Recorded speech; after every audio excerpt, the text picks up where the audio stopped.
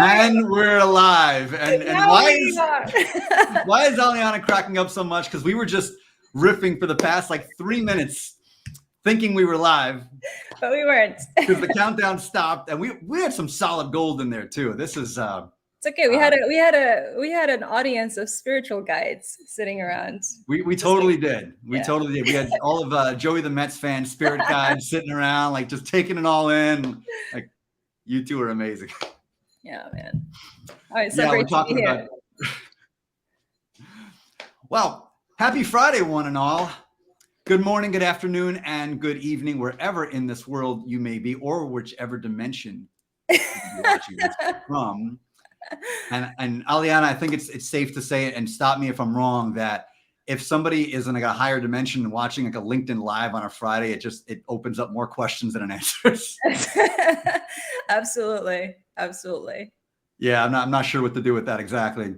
Hey, hello, you radiant being of light, Jen Russman. You. Yeah, I loved you guys' episode. It was so much fun. Thank you much. And this is going to be amazing too. And folks, if you are not connected with Aleana, if you are not following Aleana, then you are missing out, and you're all going to want to be connected with her when this show is done. That is a promise. What he said. Yep. Yeah. Thank you. Thanks, Beth. I think it's a little early for that's what he said, but we put a few minutes, and we may find ourselves on the Banhammer train before this is all said and done. Yep.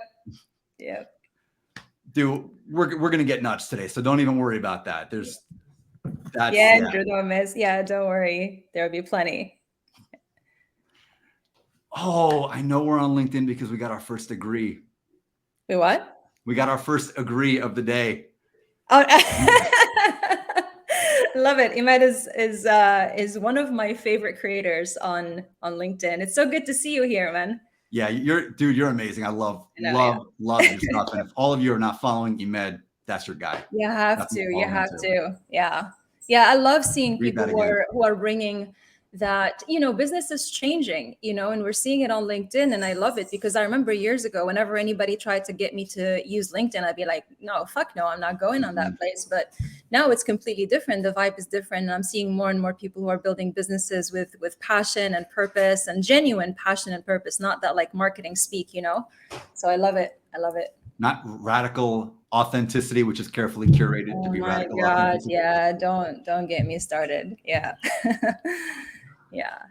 Make it happen, my man. Make it happen. It will be a good life choice on your part, I promise you. Yeah. Friends, we are here today to talk about the concept of finding your inner child once again. Mm-hmm. Inner child that got lost a long time ago, buried under 10,000 pounds of bills and stress and bad backs and all the rest that take us down a rabbit hole away from who and what we truly are. Yep. And Aleana is exceptional guest for like any show. You could have a show about like freaking hardware in Iowa, and like Aleana will be a great guest for it. But particularly this topic, because Aleana is somebody who I consider to be a great friend, a spiritual thought leader, a creative genius. And wow, thank you.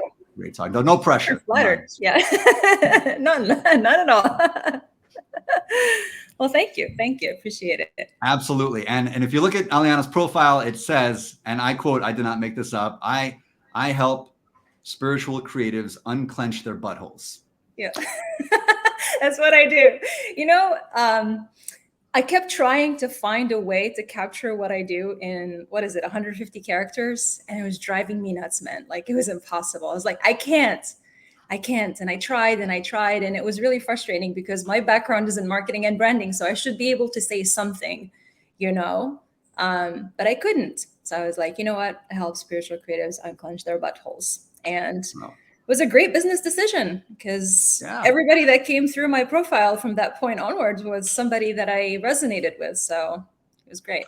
I love it. Well, I can tell you personally, it saved me several trips to the proctologist. So thank you from the bottom of my heart. I thought you were going to say the bottom of something else, but all right. Well, yeah, that too. Yeah. Give it a half an hour. I want to start out with something that you wrote when we were talking about promoting the show.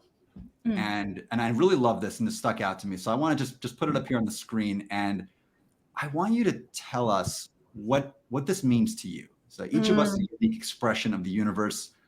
According to Aleana, what does that mean? Oh, that's one of my favorite things to say always, because it's it's one of those things that just sounds like a nice thing to say, but until you really think about it, and it's when it sinks in, you cannot unsee it. Okay. So teacher Thich Nhat Hanh said that if you don't have to be a poet to look at a sheet of paper to see that there are clouds floating in it, the clouds become the rain becomes the tree becomes the paper, and then the paper, changes, recycles into something else. So there's no beginning or end, there's no birth and death, there's only transformation. When you think about our nature, our true nature, it's this everlasting, eternal nature that cannot be known with the mind, but can be experienced. I was actually just thinking about it this morning in the pool. I was like, I was floating and I'm looking up at the clouds and I'm like, I don't know what it's like to be a cloud. And then I was like, does the cloud know what it's like to be a cloud? And I swear I'm not stoned. Like, I was completely sober. Does a cloud know Sure. what it's like to be Let's go with a that. cloud? And I was like, hold on. So what does it mean to even know? Like, the word knowing, what does it mean? And I realized that you only know when you have personally experienced something. There's a lot of things that we say we know, and we know them like mentally, we know a piece of information, but until you got to experience it and feel it in your bones, you don't really know it. So knowing that we exist, for example, knowing who we are, only happens when we experience ourselves. So each of us is a unique expression of the universe. What it means is that, your true nature is eternal, but you are expressing as the universe, you are expressing in this unique form, in this present moment, here and now, as this avatar, as this being. And the beautiful thing about being a human being, as opposed to, and I see like divinity and beauty in everything. There's nothing in existence that is not divine, including nothingness. But a human being, the privilege of being a human being is that we get to choose the different avatars that we express, and we get to really shuffle through as many avatars as we want to in a lifetime. Like, I can be anyone who I want to be. I've gone by lots of names, I've done lots of things in my life. Pardon me. I've played lots of roles.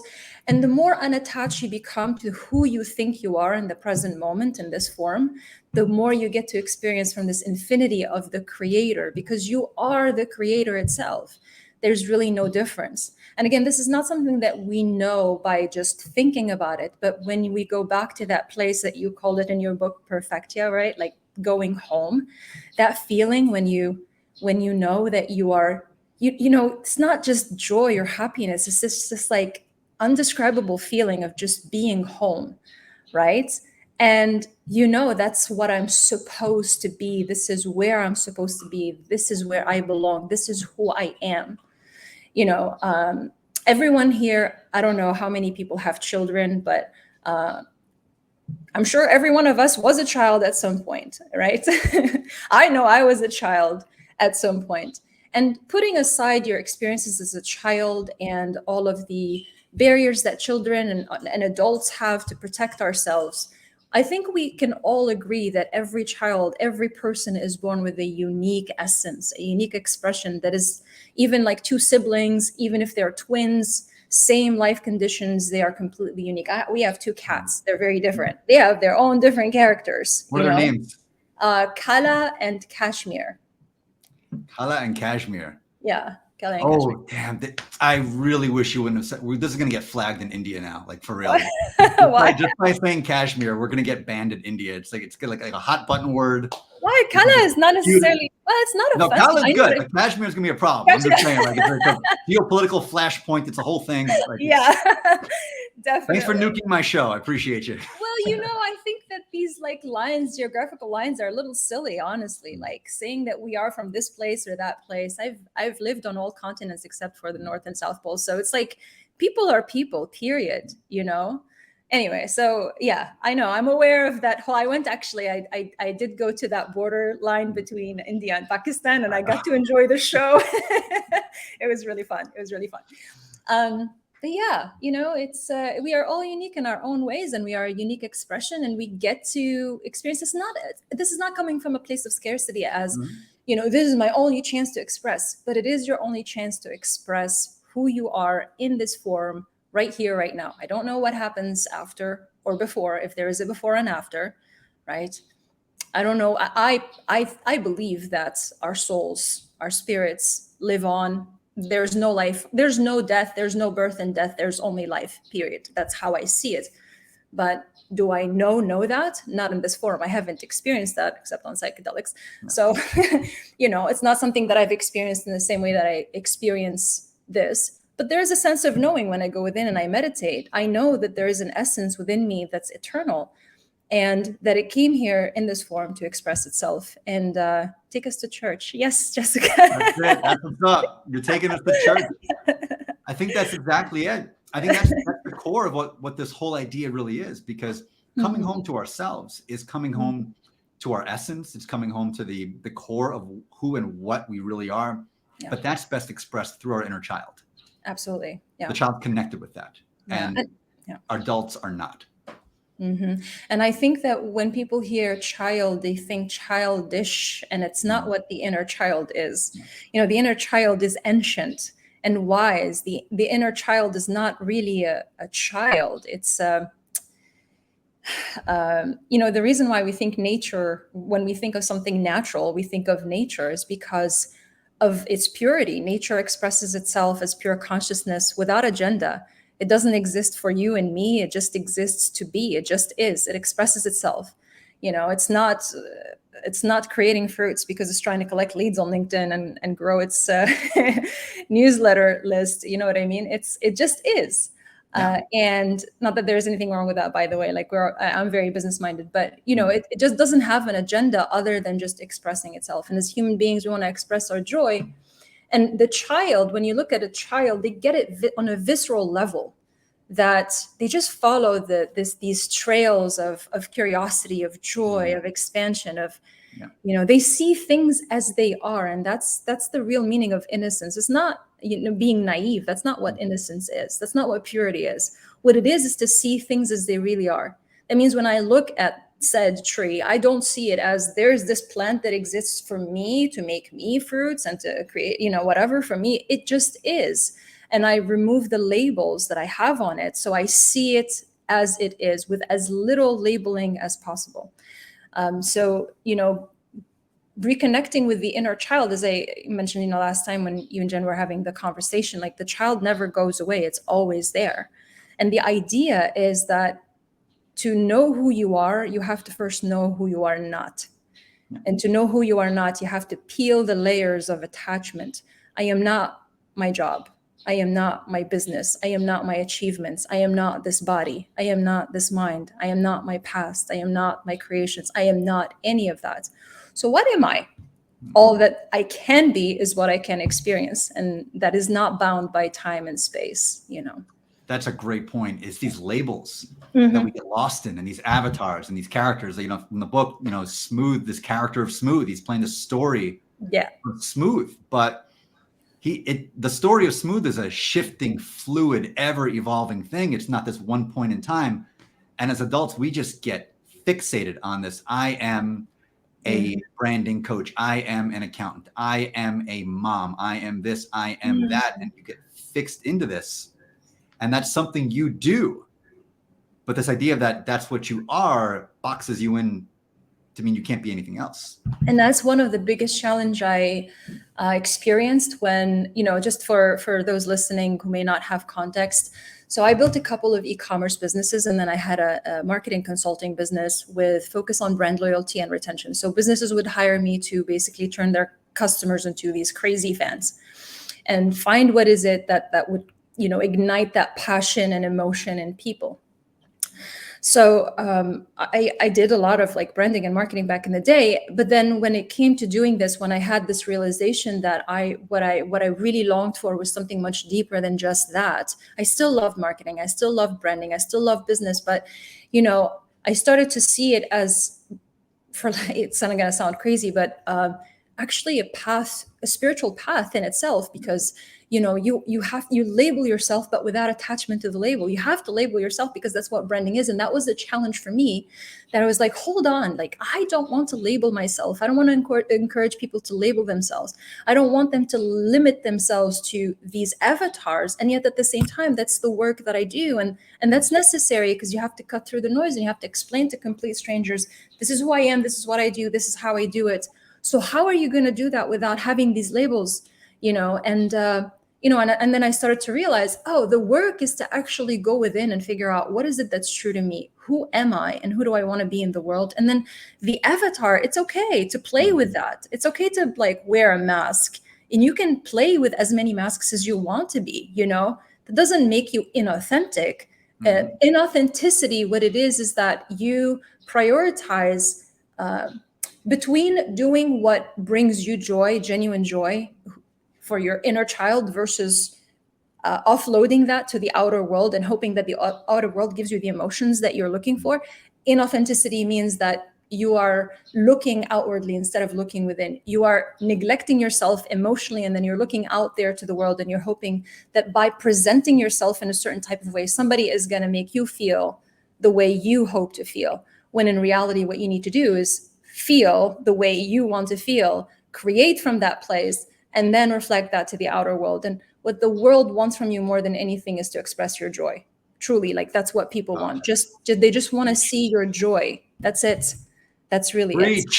Yeah. Preach to the rooftops and beyond. This is what we lose in adulthood all the time, is this connection with our authentic, radiant, playful joy. In search of this external validation of, I'm going to be this character, I'm going to play it well, and you will therefore love me because of it. And I'll fill this hole with that. And it could be money, it could be fame, looks, whatever you want to be. The almighty algorithm, we bow before you. All of it. And in this platform, it certainly is. It is really hard, even though everything that I told you, and I really mean it, and I live by it day by day, second by second. But it doesn't mean I'm not affected to some degree. Like, I'd be lying to you if I said there isn't part of me that wants these things. Of course, I want people to perceive me in a certain type of way, but I also don't care. It's like, it's nice. When it happens, it feels great, but it's not as important as how I feel about me and what I think about myself, Absolutely. Think about the actors who play these roles, and some of them are these dynamite roles. And I think about some of my favorite movies. I think about Shawshank Redemption, and I love Morgan Freeman. And I know we talked about not bringing up all these. No, I know Morgan Freeman. I know who he is. Yeah. I had to do this one because this one is just one of my favorites, and I think it's so. I haven't seen it, but I heard great things about it. And now that you said it, I'm going to watch it. Yeah. Highly recommend it. It's one of the great epics of our time. It will speak to your soul in a way that only a campy 80s comedy can otherwise. But it's a great movie for so many different reasons. But one that really jumps out to me is the character that Morgan Freeman plays in this. And he is the main protagonist's best friend in prison. And he's kind of this loving, gentle guide. He's like this wise hand. And he helps him through all these different adversities. The whole time he's playing this character. It's Morgan Freeman playing this character, and yet he plays the character so well that it moved people. And I think this comes back to, what can we do to help move people into action, to move them into their best, most expansive life while playing these characters and honoring these characters, but not becoming the characters? Wow, that's such a good question. That is such a good question. Wow. I think the first thing is to go within and anchor ourselves in a sense of knowing of who we are and sense of complete and radical self-love. When you anchor yourself in this radical self-love, things are going to happen. People are going to misunderstand you. Okay. But it doesn't shake you. And then you start to see that the character, the avatar that you're wearing, it serves a purpose. Right. So for example, when I think of who is Aleana, the character, not the true Aleana, is something I can only experience. I don't know. I could find words to try to describe it, but I can only experience it myself. Nobody in this universe knows what it's like to be the true Aleana. Speak for yourself. I was you in a different dimension. But go on. Yeah. But the character that is Aleana that presents itself, whether that's how it presents itself to other people or how it is presenting or how it's behaving on a day-to-day basis, it's a programming. It's really just a programming. It's like, okay, what's the next thing that I want to create? What's the next thing I want to achieve?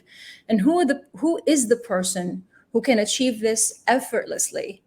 Who do I have to be in order for this to be the effortless manifestation or effortless creation in this world? And then you go and you program that. And it's really a matter of balancing. When you think of all the character traits, what we consider virtue is really just a balance. Everything is two extremes, good, bad, quote unquote, like those just simplistic good, Polarity. bad.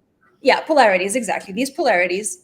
And what we consider to be virtuous or good is to be in balance. It's not to be an extreme of what is positive or the extreme of the quote unquote negative. Those polarities, they're just there to show us different sides. But sometimes you have to lean more on this side or more on this side to create a little bit of a balancing act. So you have to be unattached to, I am this way, I am shy, I'm introverted, I'm extroverted, I am happy, I am sad, I am this, I'm that, I'm hardworking, I'm not hardworking. I'm all of it and none of it at the same time. But who do I need to be next in the next friction of a second, in the next nanosecond? Who do I need to be right now in order to manifest these results? And this is easier said than done. I'm not saying that I'm sitting here like levitating and doing this all the time effortlessly. Trust me, there is a lot of speak for yourself again, right? It's not so easy. It's not without any friction or any resistance. There's always resistance. Ego gets a bad rep. Like we look at ego and we think it's such a bad thing. It's not. Like it's a state of awareness. It's a sense of separation that is necessary, right? So ego just wants to create something to be attached to. This is who I am, because it makes it feel real. Like I am real, even though we are real, but I am real. I'm Aleana. I'm a real person in this world right now. And so it's very easy to start getting attached to that. But the more you can train yourself to let go of it on a day-to-day basis and be unattached, the more humble this ego becomes and starts to see itself as part of everything, not this bad thing that needs to be rejected or killed. Holy shit, spiritual people being like, kill the ego. Why? Strangle it. Kill the ego. I wouldn't get the fuck out. Like I wouldn't get out of my bed tomorrow if there was no ego. Why would I do anything at all? I am already an infinite being. I'm already God. Like it's a vessel. It's just what's the point? Right? It's like let go of it. It's not a bad thing. But the more we can accept it, the more it can relax and unclench its own butthole so that it can actually work with us. Because the job of the ego, the function of the ego is to create for the heart. It's to go out there and get shit done for the heart to have what it really desires. Experience. Yep.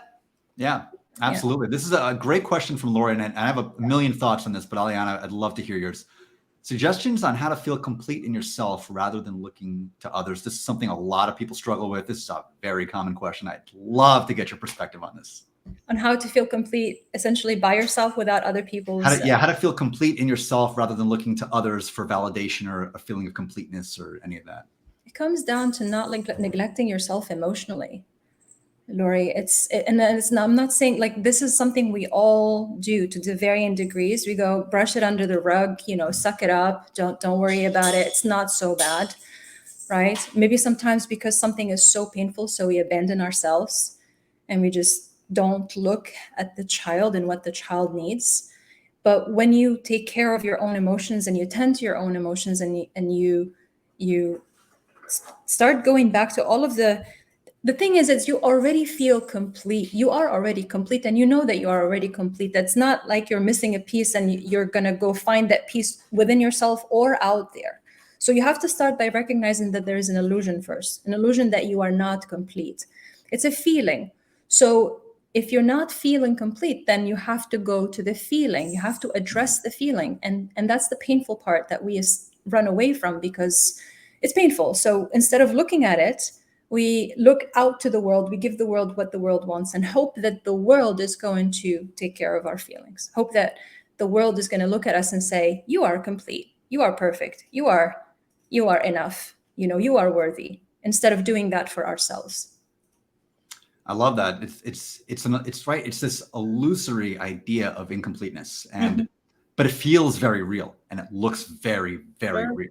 Sure. And there's no conscious discernment between the illusion and what reality is in that sense. Because people will say, I need, if I'm an entrepreneur, I need the validation that I'm on the right track. If I'm an actor, I need the Academy Award to validate that I know what the hell I'm doing on that stage. If I'm a comedian, I need those laughs from the crowd. By the way, y'all better laugh, seriously. I need those laughs. I'm not even I need those laughs. You get the laughs, and then very quickly you want more laughs, right? Yes. And actually, it doesn't give you the feeling of completeness you think you're gonna get. Never. It's an illusion. It's an illusion. And the best example I could use is all of the big comedians that we all kind of grew up with that became big superstars. When you look at them later in life, they still had all the same pathologies, the same addictions, the same everything. I mean, these are people in their 60s, 70s, and 80s who are still on every drug there is and are still miserable and depressed. And it didn't matter. No matter how much validation and love and success and fame, none of it ever mattered. None of it mattered. Ever. None of it mattered. I had a very difficult childhood and difficult teenage years, and I started pretty early in my life wanting to make money. Like when I was a kid, I was more interested in arts, but then I quickly, when I was 17, I was like, okay, I got to make money to survive. And I spent all of my 20s actually, up until when I was 33, maybe, is when I started realizing, oh shoot, like this isn't good. But at least up until late 20s, all I did was pursue achievements, trying to feel like I was good enough. Yep. And the crazy thing is, I always had this thing that, okay, if only I could get this, then I'll feel complete. And I got it. Oh, if only I could get this, then I'll feel complete. If only I could get this. If only. And my rock bottom is my last business, when I woke up one day where I had literally everything. My whole life seemed perfect on paper. It wasn't just the business. It was everything that I ever thought I wanted. I had it. And I was still and in fact, I was feeling worse because I was like, now what? At least before I had all these things. Okay, now what? Yeah. Hey, Lenka. Hey, Lenka. That's good. There is something so profound to that. And this is why I love to talk about this idea of creating for the sake of creation. That's it. Because if we chase this, the creation is only going to be good if I get this validation. If it gets 1 million views, if it sells this, if it does that, you take all the joy, all the magic, all the juice out of it. It's all gone. And you're chasing and you're chasing and you're chasing and you're chasing something that can never be caught. And you cheapen creation too, because you're creating for the purpose of it. Becomes this manipulative game where you're not creating to express who you really are, but you're creating because, again, you're hoping that somebody else is going to validate your creation, and then you're going to feel a certain type of way. But you really, you're just taking the longer, more complicated route that's not even going to get you where you want to go. Absolutely. I mean, this is the beauty of that inner child. The inner child doesn't need validation. It never needs, because it knows it's whole. Like the kids running around, again, used last week, the magic marker, right? Got the magic marker right here and just scribbling on everything. The kid does not look at that wall and scribble on the wall with the sense of I need that to be validated by an art critic. Imagine that. Imagine that. And yet when that kid, you put 20, 30, 40, 50 years on that kid, they're not going to create anything without that sense of just a few years in school. It starts pretty early. In childhood, it starts. The inner child starts, the child starts losing their inner child as early as during their actual childhood. It's crazy. I think a lot of it is just the way our education system is structured. And I think a lot of it is disconnected from the joy of creation. When we start, putting testing in there, and then you start, it's the goal, right? It's like you learn for the test rather than for the joy of learning. And you suddenly start creating this disconnect, and then that goal orientation becomes such a part of us. All right, Jeff, how do you expect the parents and the adults and the teachers to give that to the child when they haven't figured out how to give it to themselves? How do you expect that? It's not malicious. It's just that generation after generation after generation after generation, we live and die, not knowing who we are, disconnected, holding on to our phones and being like, Can I Yeah. find anything on my feet today that will take away my pain? Oh yeah. You know, Yep. that will Absolutely. distract me a little bit from looking into how much I've neglected who I really am my whole life, my child, and my dreams and my desires as a kid. That we look back and we're like, ha ha ha, that was so Mhm. silly. But you are born with these things for a reason, and they will never leave you. They will never leave you. They'll keep coming back for the rest of your life until you look at them. So Oh yeah. Oh yeah, in a big way. And Carrie's, I mean, nailed it. That's it in the conditioning. And yeah. this is not, and it's not malicious. And and neither of us, I don't think, are saying this in a way to criticize or anything No, like that. This is no. just, it's so ingrained generationally, societally, culturally. This goes back so far Mm-hmm. that we are so unconscious within it, we don't even realize what's happening. We just become the vessels to carry it out in our generation. Yep. And then teach the ones coming up behind us to carry it out in their generation. And we have the same anxieties and the same pathologies and the same insecurities, and they just repeat over and over and over again. And it's not only not malicious, actually most of it is protection. Like they want to protect us. They wanted to protect us as kids.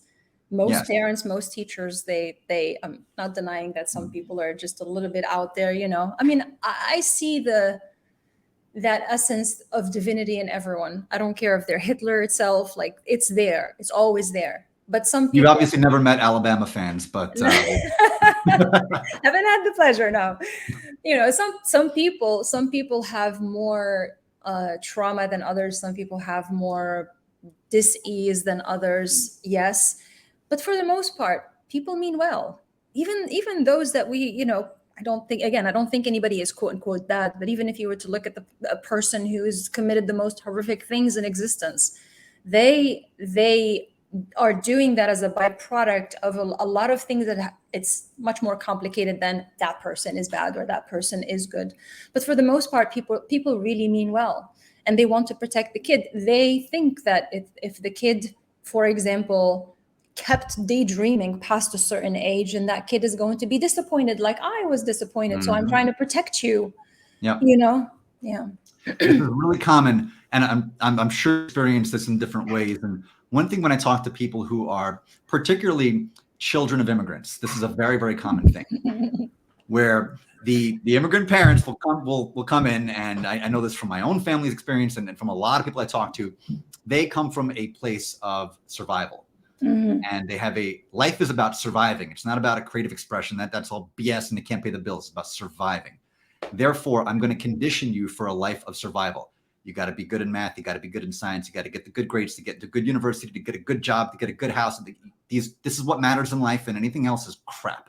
It needs to be disregarded, and that gets internalized too, except for those who it doesn't. And then the friction and the wars begin. Oh yeah. Oh goodness, like I don't know how I ended up the way I am, but like definitely was not raised in a family or an environment that encouraged being so odd. But it just is what it is, And yeah, there was definitely friction. There was definitely friction. Yeah. Absolutely. It's a great comment. I love this. Conditioning disconnects us from our wholeness, because it's all a show, right? It's in the conditioning. It's part of the show. But if we take the show too seriously, we forget we're on stage as actors. Yeah. Oh yeah, that's exactly it. That's exactly it. You have to just remember you are on a stage and don't take it seriously. This is why I joke so much about quote unquote spirituality and creativity and art and all of those things. It's because I don't want it to be this stuffy, like, very serious subject that we have to play around it. We have to understand and remember at the end of the day that this is all a game. And Yeah. the cool thing is that we can condition ourselves as human beings. I don't know if it's Arthur Rimbaud or some other author who said that genius is the recovery of childhood at will. And when I saw that, it really stuck with me, man. It was like, that's it. Like, imagine you're an adult equipped with all of this power and knowledge and wisdom and all of these things, and you recover your inner child at will. And you combine that with a healthy parent that's going to take care of and heal and tend to this child while you allow this child to express itself in this world. That really is the definition of genius. And when people hear the word genius, feel like a lot of people have judgment around that because it sounds a bit like self-centered, like, who do you think you are? But Yeah. it's not who you are, it's you have a genius. We all have a genius. Yep. It's just something that we have. Bob says, Absolutely. your inner child has beliefs and fears, and see how they may be impacting your current mindset or actions. Yeah. Well, the child definitely has beliefs and fears that have been programmed, have been The conditioned. actor of the child. The actor of the child definitely has those Macaulay Culkin. self-protection mechanisms that are developed, that are impacting the mindset and the actions. But the real being, the heart, the child is pure. It can never be changed. It can never be affected. Absolutely. You know, whenever I create any kind of content, I always have these two kind of filters that goes through, and one is the Jeff character filter, and the other is the inner child filter. And I know it immediately. And you and I have talked about it in the past, this idea of where are you creating from? And are you creating from a place of, okay, this content needs to attract a certain kind of client and a certain kind of customer and have a certain kind of person like it? Or is it coming from a place of, I just think it's freaking funny and I'm just going to post it? Yep, absolutely. Just 'cause. I don't care who likes it. I like it. So yeah, you know, I heard, and I know that LinkedIn doesn't like certain things. I know that it penalizes certain types of content. I know I shouldn't be posting 2 posts in the same hour, but if I feel like it, I'm gonna do it. Yep. You know, it's like, it's fun, and yeah, it's not gonna be seen by as many people, but like the energy of the thing that's happening spontaneously in this moment, I am not gonna sit on it and schedule. Nothing against scheduling posts in advance or creating things in advance, or having a strategy, by the way. Like, I have nothing against those things. I'm not saying, oh, you only create from this place. But at the end of the day, the process of creating itself has to be joyful. The process of creating itself has to be has to be meaningful in and of itself, not only when and if people see it, like it, comment on it, DM you, buy from you, that sort of thing. Yes. I love this comment and I love this question. I want to kick this over to you. So for those who are listening, why do you think so Brian Gilbert asked this question. Sup, Brian? Why do you think we attach to our tribes being versus being more open-minded and pluralistic? How do we best help people who are stuck in their camps and resist different perspectives? I love this question. Yeah, it's a great question. Why I think we attach to our tribes is because a sense of belonging and, you know, false belonging and false security. When I say false belonging and security, is because if you only belong because you're not upsetting people and you're not saying something that is different from their current beliefs and whatnot, it's not really a sense of belonging. You're just suppressing who you are in order to not be, quote unquote, kicked out. You know, so we attach to our tribes, not we, but like a lot of people attach to their tribes because they're afraid that that they think their identity is tied to that. Like, I am my nationality, I am my religion, I am this, I am that. And if I upset people, or if I am not part of this, then who am I? And again, it's really all driven by ego.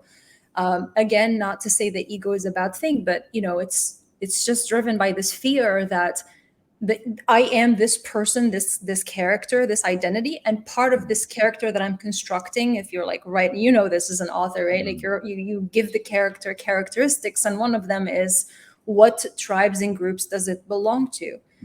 And if you chip away part of that identity, you begin to see that, like, ooh, if I can chip it away, at what point do I stop being me? Like, if I start removing limbs from my body, at what point do I not become me? You know what I mean? Yeah. Like, yeah. And you start to see it for the illusion that it is. And it's scary. So you're like, let's get together and keep repeating the same ideas and thoughts and revalidating ourselves. It's great. And how do we best help people who are stuck in their camps and resist different perspectives? We don't. I don't. I don't, quote unquote, help anybody. I don't. All we can do is be who we are and bring our energy to the world, express ourselves, express our joy, and let people can decide whenever they want to. If they want to, they decide to make that leap, that jump, but we cannot and we do not help them out. It's not our job to help. It's not our job to, there's no saving. Nobody needs to be saved. Nobody needs to be helped. Maybe they chose that. Maybe they want that. Maybe they're happier there. That's okay.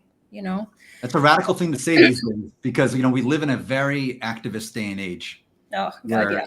that concept is anathema to a lot of people out there, especially like, you know, and I use this generously, the thought leaders. That's why when you said spiritual thought leader, it's like, wow, man, You know, I'm a spiritual thought leader. Yeah.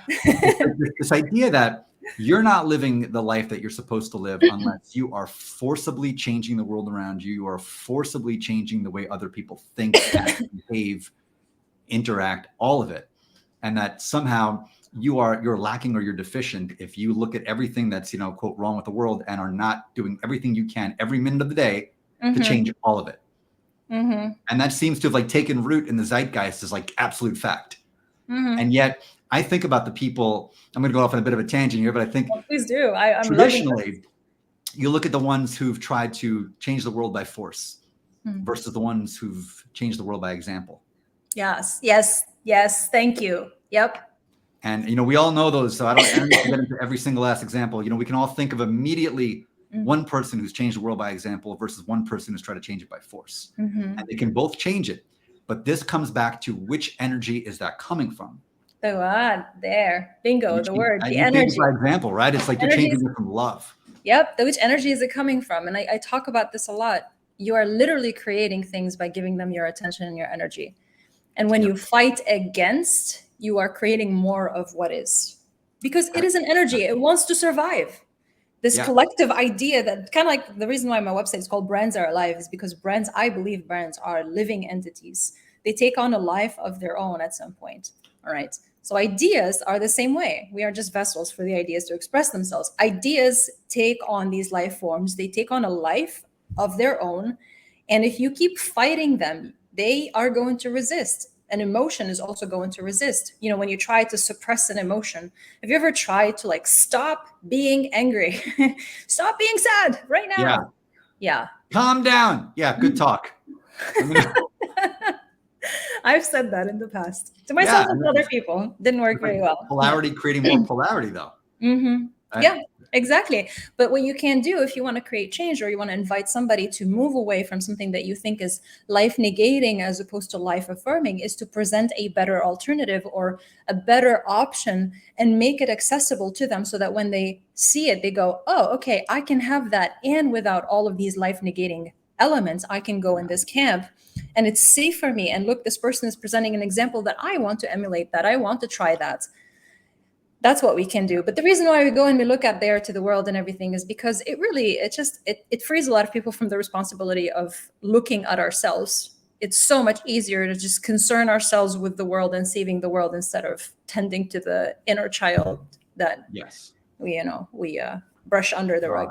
All the time. I think it's a really, really good question by Bob here. And I think it speaks to this really directly. It's you know, do you ask your inner child what it needs to feel safe, loved, and valued? Can this help us understand what areas of self-care, self-compassion, and self-acceptance need our attention? That is that's a great question and comment, Bob. Yes, straight to my heart, Bob. That was amazing. That is like, I do this almost every day. I don't want to say every day without a fail, but I do this almost every morning. One of the first things I do in the morning is I ask myself, my child, whatever you want to call it, myself, what do you need from me to feel safe? What do you need from me today? How can I serve you today?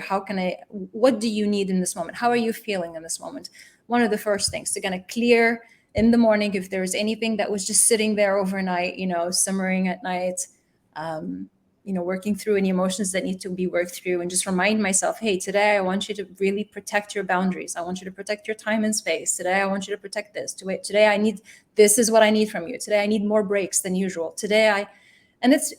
You get the answer. You know what your inner child needs. So that's such a good question. And yes, it can help us tremendously in understanding the areas of self-care and self-compassion, acceptance that need our attention. Because if you do this long enough and you are aware long enough and you allow yourself to say what needs to be said without judgment, you begin to see the patterns. So then you begin to see, oh, this thing keeps coming again and again and again. Is there a bigger theme? Is there something that needs to be looked into in my life, in my past? Is there a belief that needs to be healed? Is there something that I need to create for myself in order to support my inner child? A great question, Bob. It's a great question. I love that. And I think that answer just hits it right on the money.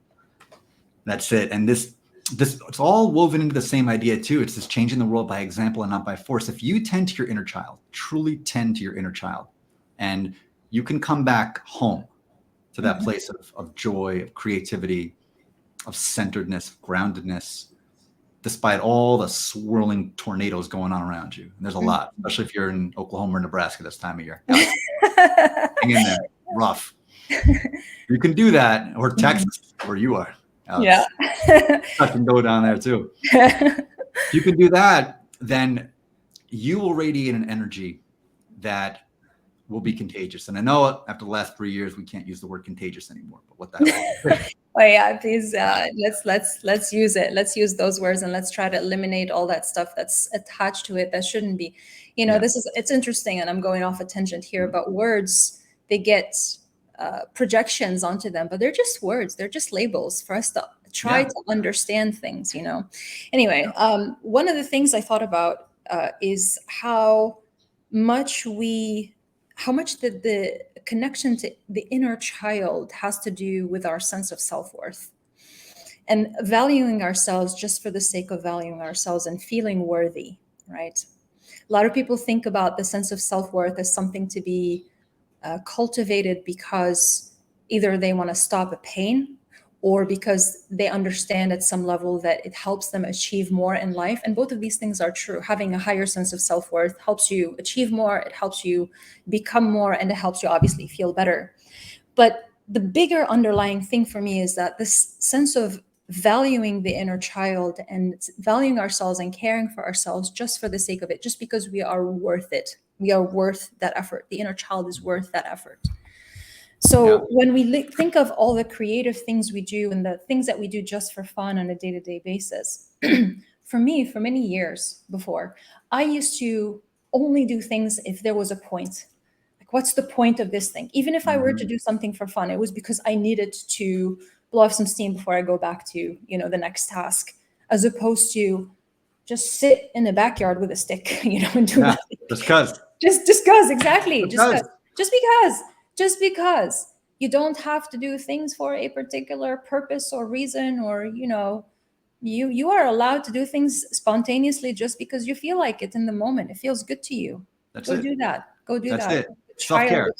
Yeah, exactly. And it's not, you know, self-care. And a lot of times people confuse it for self-maintenance. Yes. Right. So it'd be like, oh, self-care is taking a bath.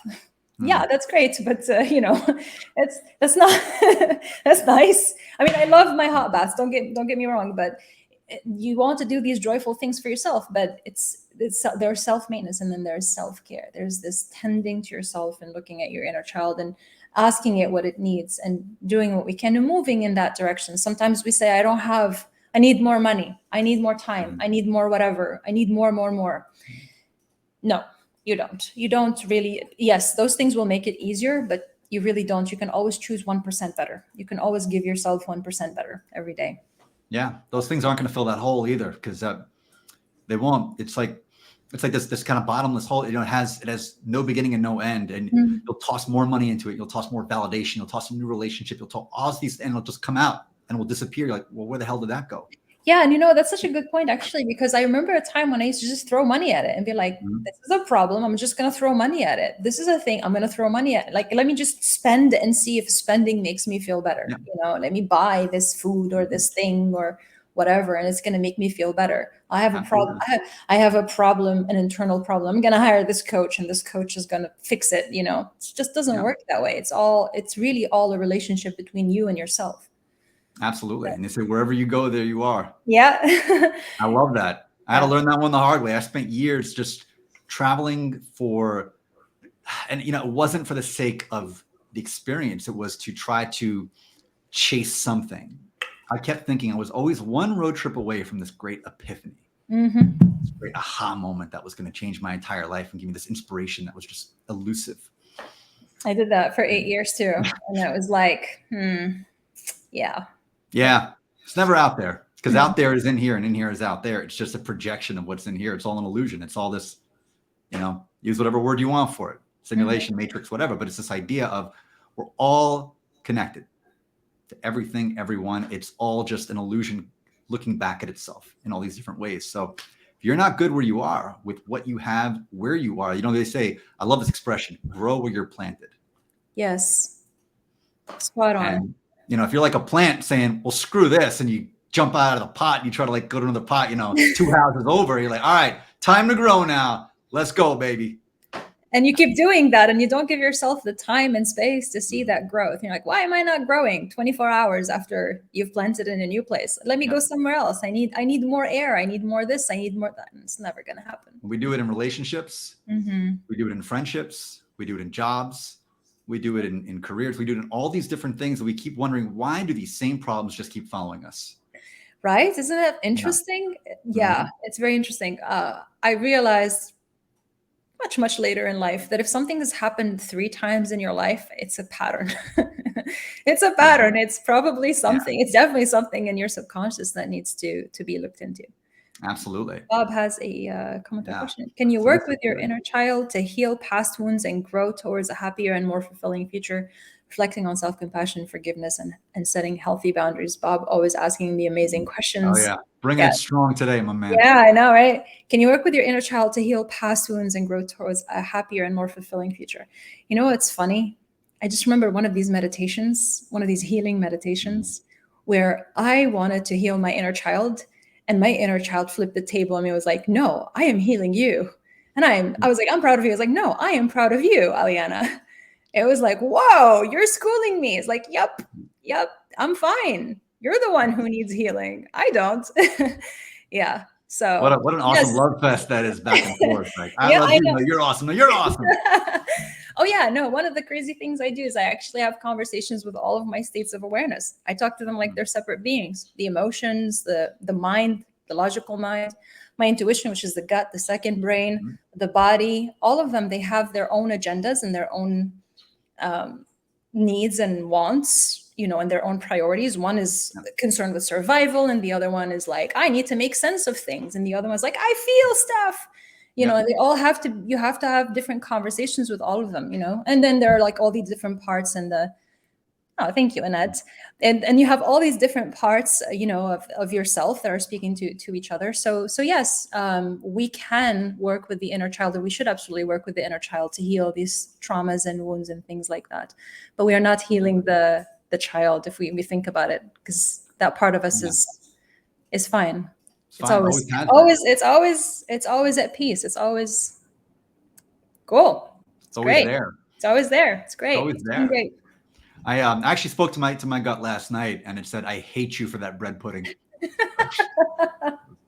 I do that to myself sometimes. Like, I remember 2 nights ago, I made that like not great decision to eat rice and beans and onions and stuff late at night. I was like, I had horrible sleep that night. I was like, why did I do this?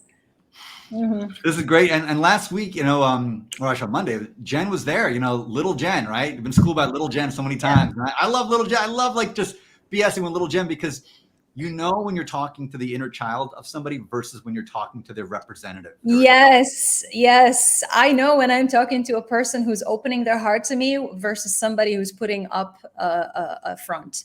I can smell it. I can see it in a message and anywhere. I can see it 100 miles away. It's very obvious. I can smell it too. It usually smells like Drakkar, or like one of those things you smell in the clubs. So it's it's hitting you hard. It smells like fear. It smells like fear to me. It's like I'm afraid. Yeah. Here's one. So for all you folks out, and actually this applies to dating as well as job interviews. So we're going to think about this. When you're going on a date or a job interview, think about, are you having a conversation between 2 grown-up representatives or between 2 inner children? Wow, that is. And then afterwards, like people say, the date went great versus why is that? Nightmare. Why is that? Why is that? Like really, why is that? Was it what they're wearing, or where you went? You could go to the nicest restaurant. You can have it won't matter. Or you could just take a walk on a beach. It doesn't make a difference. Touch something true about that person, whether it's on a date or in a job interview, a new connection. You've touched something true and real about that person. That's why we talk so much about vulnerability, and it's such a hot topic. And everybody's like, be vulnerable, be authentic. Well, what does that even mean? It's like showing parts of who you are and showing parts of your truth. People need that Yeah. because that's what creates that connection, and that remembers that we are all one, like you said, all connected. It's like, oh, I see myself. Ram Dass said it best, inspiration is God making contact with itself. I love that. Right? Like, yeah. That's Like, good. it's making contact with itself. It's like, oh, You there just you blew are. that one in. That's There you good. are. It's like, I see you. Okay, Yeah. I see you too. Yeah. Yeah, there is. Yeah, it's my father there. The inner child is sleigh riding right now on a golf course. I love it. Ride that sleigh. That's amazing. Then Brian, would you consider inner child being similar to a Holy Spirit, that internal counselor, and it's the branding of different institutions or expressions from different camps trying to explain a similar experience with different words? Fascinating. What do you think about that? Question. Interesting question. Yeah. I never thought of that. Would I consider it? I actually thought of the child as maybe the closest thing to what we call our spirit or our soul, but is it the Holy Spirit? I don't know, honestly. I don't know the answer to that. I know that it depends on I think it depends on one's definition of that. I think. Right. Yeah. That's what I'm thinking, because I don't know what the meaning of Holy Spirit here is. It like the religion? I don't know what it means, so I don't know. Yeah. But I do know that when I think of spirit, or the person's spirit, a person's soul, the inner child, the heart is as close as possible to that. It's not quite that, but it's as close as possible to that. The internal counselor. Yeah. It's that inner wisdom. It's the wise. That's why I said it's an ancient voice. It's eternal. It knows everything there is to know, and it's fine. Its nature is infinite peace and love and joy and excitement and curiosity and all the beautiful feelings that you want to experience. And this is why they feel so good when you feel them, because you're like, oh, I am home. That's who I am. Yeah. It's home. Yeah. Anything we feel like that, it's just, that's why it feels so good. Whenever we feel true joy, whenever we feel love, whenever we feel acceptance, inspiration, creativity, we wonder like, okay, why does this feel so good? Because it's coming home, because that's the way things are. And anything that's not that, it's just a contrast. It's a manifestation of what isn't. And you know what, Jeff, like as you're speaking, like I just realized, hold on, we talk about it. And the reason we talk about it is because knowing is this experience, but we talk about it to try to explain to each other as quote unquote separate beings. This is what I'm experiencing. Are you experiencing that? This is what I call it. You call it that. Once we have a word or a label for it, it's like, oh, this is an experience in common that makes it feel more real, because we can all agree about the physical world and our experience of it. So it feels very real. And in the same way, we try to rationalize it and understand it with the mind as one of the states of awareness, but not the only way to know. And in fact, knowing, as I started earlier when we started talking about this, is not about just understanding it with the words. So we can try to find the words to describe it, but at the end of the day, the only way to know is to experience it. When you speak of it of somebody else and you find words that you're like, oh yeah, I called it that, me too, that word feels right, that word feels right, this is my description of it, I felt it too. Okay, great. That kind of there's reassurance, but there's only knowing, and knowing can only happen within. Yeah. Knowing, that's it. When you think about that intuition, when you talk to somebody and they meet somebody, when you say, I just know they're the one. I just know it. You have to be careful with your devices, but yeah. Oh yeah. That's the job for me. I don't how. It's like the salary, I just know. I just know. Yep. Yeah. And we maybe because our society and our culture nowadays, there's so much emphasis on just the mind and the rational mind, and feelings are perceived as this like inferior thing. And there's almost something virtuous about suppressing your emotions and not looking at your emotions and not being affected by them, because you are a superior human being if you are a robot. But emotions serve a purpose. We process billions of bits of information at all times. We can't really just try to use just our rational mind to understand or know the answer to things. Our intuition and our emotions tell us so much more quickly, because they have processed billions of pieces of information, and just here's the answer for you. The mind is there to double check, just making sure, are we good? Have I thought this through in many ways? But the emotion is really, usually it just tells you, this is it. Internal compass. The mind, I think, is very overrated. And you can find this immediately by talking to a lot of people. Mine is Like, not. oh So yeah, mine is definitely overrated. I just, you know, it's, I think a lot of it, honestly, is because what we consider to be this kind of rational, objective, intelligent mind is really just a program that has been informed by these different experiences that we take as truth, and we try to make sense of it, and then we filter it through this mind and say, well, that's obviously objectively true. How do you know that? You can never be objective. You are a subject. As long as you are experiencing something from this human mind perspective, of course it's subjective. Absolutely. I had to apologize to my mind. And if you didn't think I was crazy that I talked to my states of awareness and my inner child, I apologized to my mind at some point, because I realized that I was giving it so much more responsibility than it really signed up for. I was like, I'm sorry that I gave you all this crap to deal with. And I'm sorry that I confused myself for you, and you for me. I know, I understand now what your function is. Why don't you take some rest every once in a while? Yeah. I was like, oh. And now it cooperates, and now it works so much better, surprisingly. So give it a rest, give it some R&R, give it a spa day. Right? It needs that sometimes. Give it a spa day. Give it we're working to death. We're overthinking everything, overanalyzing, beating it all to death, and just trying to 1 minute to the next. What do I have to do now? What do I have to do now? What do I got to do tomorrow? What do I got to do the next week? And I'm freaking out about this. I'm freaking out about that. And it's constantly scanning and scanning and scanning. Just let it breathe for a little bit. And then from that place, you can say, what's next? And then you can listen. And you'll know what to do in every moment, in every situation, if you just kind of listen to it.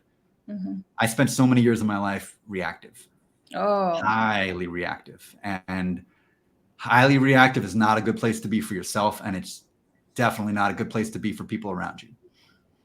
And it takes a long time to undo that. A long time to undo it. And then once you do, you've realized how reactive you truly were. Yeah. And then you look back, you're like, well, damn, that was a slice of life. Or you can also, what you can do if you are finding yourself in a state of, reactivity right now, is just simply accept things the way they are. Okay, I say simply, obviously it's not that easy, right? But if you just let things be, even though they're not the way you want them to be, and just let them be, then you don't have to do things. You don't have to do something about things. Even though you don't like them, you realize, oh, I don't like it, but I actually don't have to do anything. I don't have to change it. I don't have to address it. Yeah. It's not my responsibility to do that. You don't. Does anybody have any other questions in the chat? We're at the hour mark, which is, the best conversations just flow and flow and flow. And this has been amazing. So before I wrap it up, I just want to see if anybody else has any questions in the chat. And in the meantime, I want to give a quick announcement for anybody who is in the tri-state area of New York, or knows somebody in the tri-state area of New York, or has heard of the tri-state area of New York. To be there. We have an amazing event happening next Thursday, July 6th at 6 p.m. at Slattery's Pub in New York on 36th Street between 5th and 6th. It is going to be a LinkedIn meetup / the launch of our highly anticipated Dreamers Cafe. Oh, wow. How are you feeling about that? I'm feeling really good. And I want to give Aleana a shout out on this, because we were talking about this a few weeks back, and Aleana had the brilliant idea of giving some kind of a physical symbol of this community to the people there. And for those who are not familiar with it, the Dreamers Cafe is a community of people in midlife, and that can be as broadly defined as you want. So there's no actual age limit, but adults. So like no 8-year-olds are going to be there, but beyond that, we're pretty flexible, who are ready for the second act of their life, to rediscover their creativity, to rediscover their passion, and to be a part of a community of people in a similar station in life who are here to simply encourage them on that path. And one thing we're going to be giving away are dream catchers. Oh, it's so beautiful. I love it. I just got a whole bunch of these. So if you come on down to Slattery's, you're going to get yourself a dream catcher on the house, put it on your key ring, and it will be a physical daily reminder of two things. Number one, that you always have a community right here in the Dreamers Cafe that's got your back and will push you and encourage you to chase those crazy dreams, and also that you're not done yet.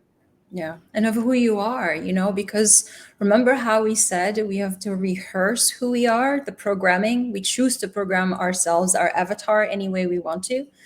At any point in time, you can reconnect with your higher self. And then every time you look at that, it can remind you of who you're meant to be in this world. And all you have to do is practice that until that becomes your natural state. That becomes more comfortable than the avatar that you're programmed with, that you've been programmed with unintentionally, that you haven't really chosen yourself. Absolutely. Shravan, I'm sorry. I don't think we saw your question earlier. So could you post it again? So kind of retype that. That would be amazing. Sorry about that. These things get lost in the shuffle sometimes. Yeah. I love it. Give away a Harley for the midlife crisis. And, but this is it. I mean, this is the whole point. This is exactly what we're talking about. It's like, what is the midlife crisis? But somebody who gets lost in the story, and they get disconnected from themselves, and they're trying to fill that hole with stuff. And the stuff takes on thousands of different manifestations. But at the end of the day, it's all the stuff to trying to fill that hole that it'll never get filled. Harley will be fun for a bit. And the sports car will be fun for a bit. And the hairpiece might be fun for a bit. Well, at some point, you have to give it back. Even our bodies, at some point, we have to give it back. Got to give it back. So the only thing that can fill that hole is the one thing that you actually never lost. Ever. And will always, always be with you. So going to wrap up the show. Shravan, hit us up. With a question. DMs. Just send us a DM. Happy to connect with you. And to everybody else here, thank you so much for coming out. Looking forward to the next episode of 40 going on 4. Hit us up. Mega Rain and Aleana, from the bottom of my heart, my friend. I am so grateful for you. Thank you for coming out and sharing your delectable wisdom with everybody today. Thank you. I'm grateful. Enjoy the weekend, friends. So, bye.